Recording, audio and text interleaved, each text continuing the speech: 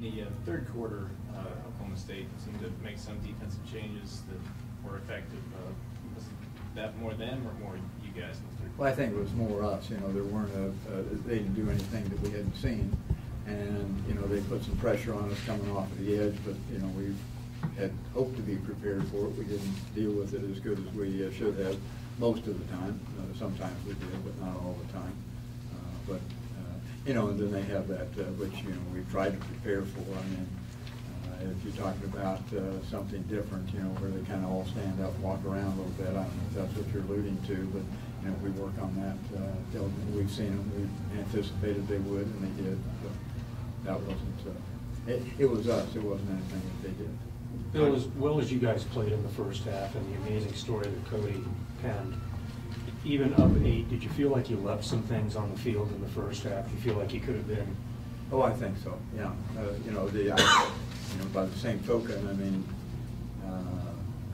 you know, we let them march the ball for a couple of scores in there, and that was an issue for us. We weren't defending, you know, the pass very well at all, and you know they were down. They had some injuries as well, and so they were down at the running back position. And it was evident after a while that they probably were not going to run the ball very much at all. But you know, we made them left-handed, but couldn't do anything about it.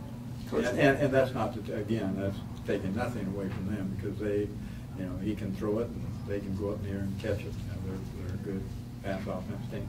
Cody getting banged up and Dominic not being able to play in the second half, can you just put into terms the kind of position you're now with all these injuries that have taken place? Well, you know, it's just it's nature of the game. You got to line up and play. Somebody has to step up and, you know, perform, you know, a little bit better. But everybody has to take it up the slack. You know, I do, the coaches do. You know, everybody just has to step up a little bit more. I mean, you can't put it on one guy to jump out there and all of a sudden be a, you know, a whirlwind. And, you know, if he was all that, he would have probably been a #1 to begin with. So when your two step up, they, you know, they have to play as well as they possibly can. Everybody else has to take up some of the slack. Coach, what do you take from this game? Any positives, or is a loss in this realm?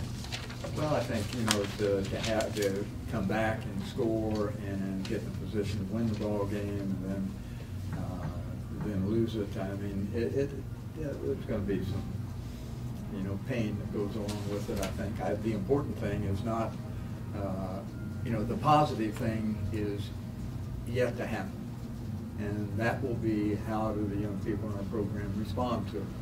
You know, are they willing to fight back, not give up, learn from their mistakes, correct their mistakes, you know, fight back, so to speak. You know, that'll be the key element. You know, if our guys will do that, then something positive came from it. You know, if they don't, then obviously nothing has. Do you expect to have Jonathan Banks available next week? I'm not sure yet. You've had plenty of unusual games before, but you go on the road to the 20th ranked team in the country, and you got effectively a 5th string quarterback. Would you ever give that team a chance? Would I give what team a chance?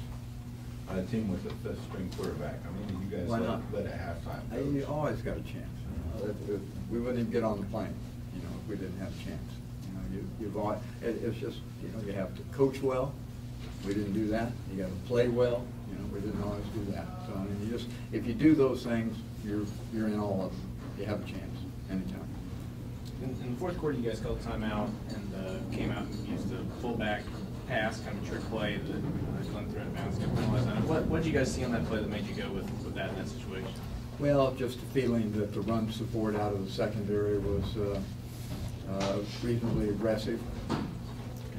And it was. I mean, it was Kyle that ran the route, and the guy was coming up, and he was going forward, and he got by him. You know, we just didn't protect it as well as we should.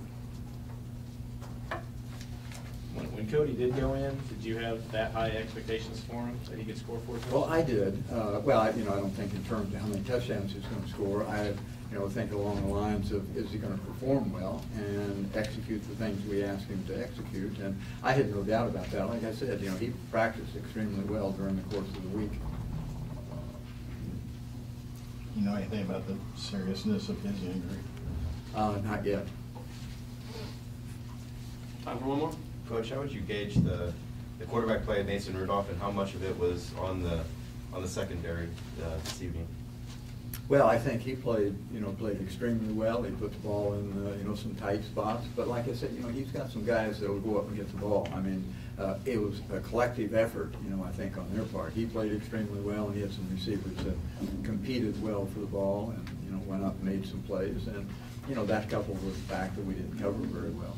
I mean, all of it fits, 6-1, half dozen the other. Okay, guys, thank you. Thanks, Doug. Thank you.